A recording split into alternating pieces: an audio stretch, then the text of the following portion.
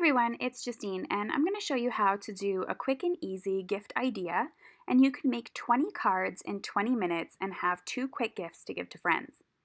I'm going to be using the You Are Enough stamp set along with Catherine Pooler inks to get the jobs done. So I thought it would be really cool if I used all of Catherine Pooler's inks, since I'm pretty much obsessed with them, and combined them with one of my favorite stamp companies, which is Concord and 9th.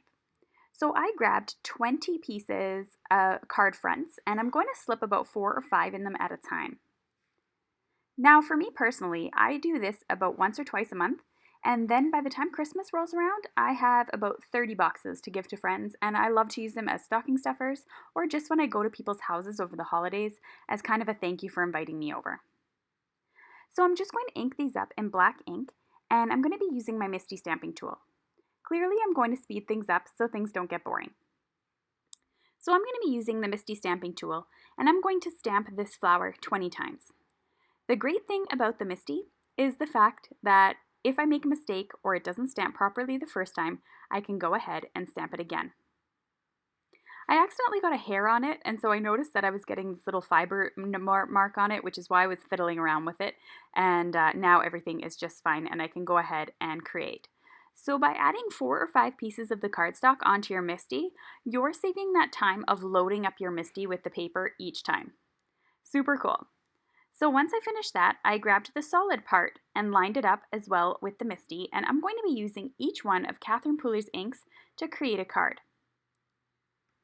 So first up was Grass Skirt, followed by Lime Rickey, which is one of my favorite colors. Then I went on with Garden Party. Melon Ice is the lightest one. Now I'm going to show you actually now what happens when you go from dark to light with Catherine's inks. Now the cool thing is that when I'm using the something blue, you can tell that's a super royal blue. I didn't even wash the stamp in between, and I stamped it with Fiesta Blue, and I don't have any residue from the previous dark stamp. So that's what I like most, especially stamping those yellow colors. You know, if you stamp red and then you go ahead and stamp yellow, you're going to get red in your yellow. It's just a fact of life, no matter how much you clean your stamp. With these inks, you don't get that, and that's super cool. The other thing is these are a normal dye ink, but instead of a foam pad or a felt pad, they have a foam pad, which means that when I go to stamp, my ink gets saturated. I only need to tap it about 3 times, and it stamps a solid stamp like this flower with no issue. Often when I stamp with other inks, I end up getting splotchy points, and oftentimes when it dries it looks okay, but sometimes it doesn't. And I know when I stamp with Catherine's inks that they are going to be a solid, pure stamp each time. So you're getting a really awesome view as to the ink colors that she's using, and as you notice, I have the ink colors listed in the top corner in case you want to pick any up. I have a link below, and if you've never used Catherine's site before or shopped at catherinepooler.com, you'll get a small discount if you're shopping for the first time. So now what I'm doing is I'm grabbing a sentiment stamp from My Favorite Things that has a sentiment for every occasion. And I'm going to stamp 4 of each type. So I'm going to have 4 birthday cards, and then I'm going to go ahead and stamp in 4 of the million thanks. Sorry, I'm just waiting for my video here to catch up with me. And then I'm going to go on and do a different theme for each one. So when I make my card packs, I'm going to have 2 cards in each one. Birthday, thank you, sympathy, congratulations. And so I have kind of a card for every occasion that people can grab easily, or if you're creating this for yourself, you can grab easily.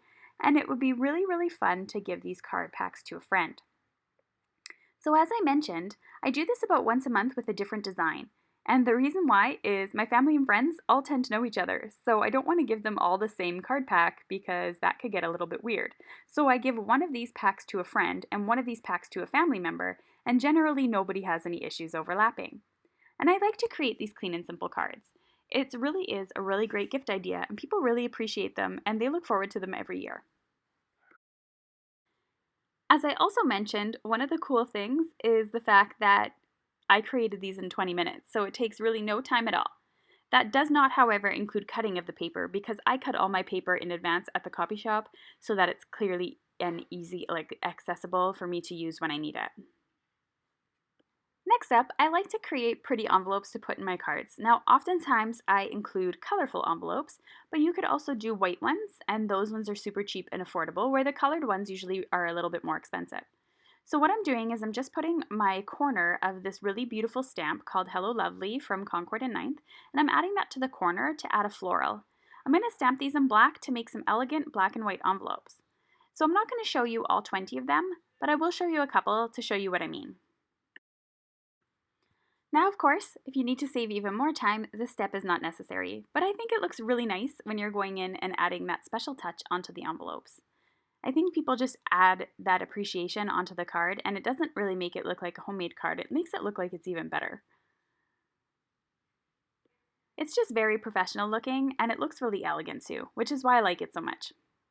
Now I just fixed these up a little bit. I had some inky fingers, so I got some black marks on my cardstock, and I erased them using a sand eraser from Tombow Mono. It's not a regular eraser, it's almost like sandpaper, so you just sand down the paper slightly, and it'll get rid of any sort of light marks on your cardstock, which is really great. So as you can see, I put the glue on the backs of 4 of these each time. I use a tape runner because it's quick and easy, and then I just stick it onto the front of my card. The only thing you have to make sure is that your card bases are in the right spot, so make sure they're not upside down when you're gluing these down, because that could easily happen when you're working quickly and efficiently in your assembly line. So now you can see all of these cards are near completion, and all I wanted to do after that was just show you how I put my gift boxes together. So I have 20 cards in total, and I usually put 10 in a box. So I'm going ahead and I'm sorting these into piles, so 2 in each pile. And then I'm just going to glue this last card base on here. I realized I missed one. I was wondering why I had a leftover card base. So I went in and just added that on top and added that to my pile. So as I said, I give 1 pack to friends and 1 pack to family and hope they don't overlap anywhere. And so they get the thank you, the happy birthday, the feel better soon, you get the sympathy card and everything like that, the congratulations. So it's a really fun pack to have. And I think these are super colorful, and the inks are so vibrant from Catherine Pooler that I just can't stop looking at them. Then I just grab 10 of my envelopes and I stick them on top of the cards. So you can see my white paper is a little bit different than my white envelopes, which is unfortunate. I don't have coordinating ones, but that's okay because, as I said, most people don't notice those things except for crafters. Then I grab this card box here. I got these from Gina K Designs, and I absolutely love them. They are the perfect size to fit about 10 cards, depending on how many embellishments you have on a card. Because these are relatively flat, it fits 10 as well as the envelopes, so it's a perfect size. And they're not complicated. You just need to fold on the folded areas and then fold it up into a box. And I like to add a little bit of washi tape on the front to decorate them. So I just throw them into the front of the box, and these are good to go for friends and family. As I said, during the holidays, when you stop by people's houses, they're perfect gifts to have. Nothing too expensive, and they were handmade from the heart, and people really enjoy having these on hand. I wanted to show you as well how I decorate the boxes, and also I wanted to show you at the end of the video what I do for those really special friends that really appreciate handmade cards. So generally, I just grab some washi tape. Who doesn't have some washi tape in their stash that they won't use anymore? So I'm just going around my box, and then I grab my scissors and I cut it so I get a nice straight line instead of ripping it. And you could layer it up as well by adding 2 pieces of washi tape if you like, in 2 coordinating colors, and they look super cute. These ones here are not really Christmassy, but I could use these for birthdays or whatever the case is for gifts. And I'm going to do that to both of them. Now for my really special friends, what I'll end up doing is all the leftover cards that I have for making throughout the year, I'll put them into an assortment box with colored envelopes and really make a nice pack for them. So as you can see here, these are all cards that I've made in previous videos, and I have them all in a box in just a miscellaneous pack, and they could have those along with some really pretty envelopes in the back of my card box.